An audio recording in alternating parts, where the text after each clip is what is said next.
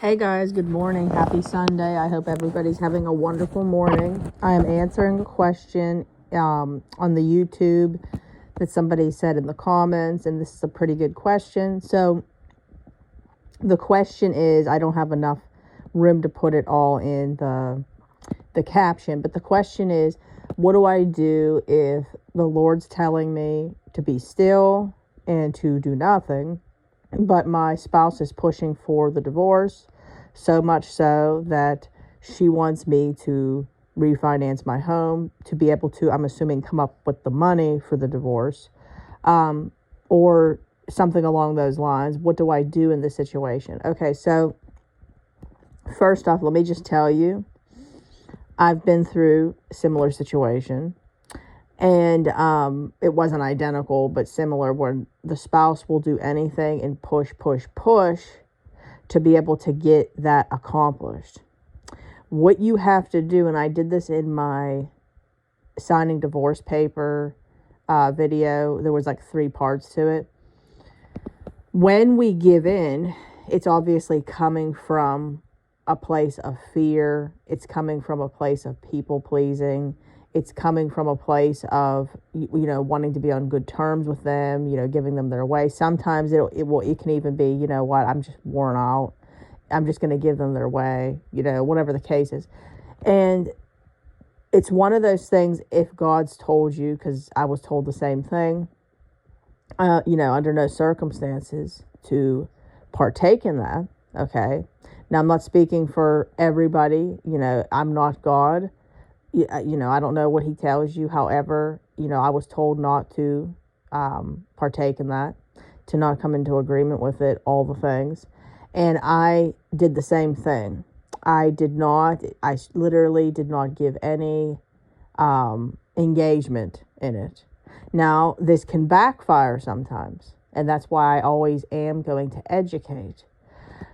You can end up in a worse situation where the devil may make it look like you lost, like finances can get bad, maybe it could be the type of thing to where all communication can quit. Like, things can happen to make it contradict what God told you. But again, if you hold on and, like Paul says, do not be weary in doing good. In the proper time, you will reap the harvest. That is how it happens, guys. That's how it happened for me. In other words, you have to keep doing it, and then eventually you will reap the harvest. But here's the thing. There's a time, there's a place, there's a season for everything. So, like, for instance, there's a season to do, what's the word for it? The accountability. It sounds like you're in a serious accountability season where you are really holding your spouse accountable for her actions, setting boundaries, exercising your value, your worth. It sounds like that's the season you're in. So there's a season for everything. So there's a season for that. Then there's a season where maybe you'll have more peace.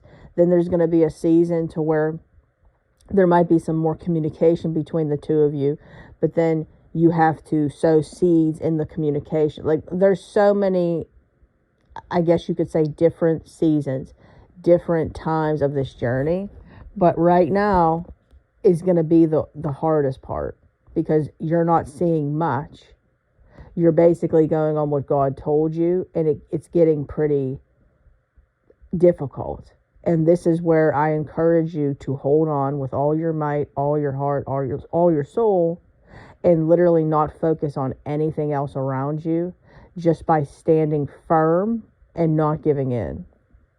So if this means she cusses you out, she cusses you out. If this means that you guys have to go on a break and not talk for a while, that might have to be. If this means that she maybe cuts any type of support she may be giving you, this might have to be. So in other words, what I'm saying is don't be misled or distracted on how rowdy it can get, because it can get rowdy. Trust me, I've seen it. They could be manifested in your home, yelling and screaming. I talk to clients every day. I know what goes on. It can get really hard, and this can set in the spirit of rejection, the spirit of offense. Do not let it get through. Okay, just keep saying, I'm focusing on the end game here. I'm focusing on the end game. I like to compare it to a child. If you have kids, if they say they want to have, pop or cake all day, are you going to give it? Well, I mean, I know I wouldn't. So if you could say yes to that, then I guess that would be your answer. But I personally would not. So what's good for somebody's spirit, okay, their flesh will not like. And what's good for your spirit, your flesh won't like. So it's good for your spirit to exercise boundaries, accountability, and to come up against the people-pleasing spirit, fear of man, fear of rejection. And that right there is good for your spirit, but your flesh doesn't like it right now. So just remember, there will be growth in the both of you through this. So I hope this answers your question. I hope that it helps you out. I hope you all have a wonderful day. God bless each and every single one of you.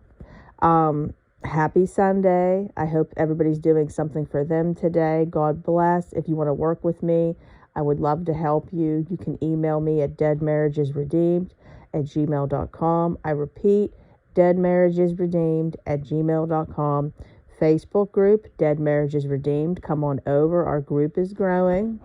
And the other Facebook group is Redeeming the Broken. That's my very first one. Come on over to that one too. That one's for everybody. Everybody's welcome. If you're going through a marriage or not. So I hope you all have a wonderful day. God bless. If you guys could, please like, share, comment, subscribe. A simple like and comment helps out so much. And thank you to all that do. God bless.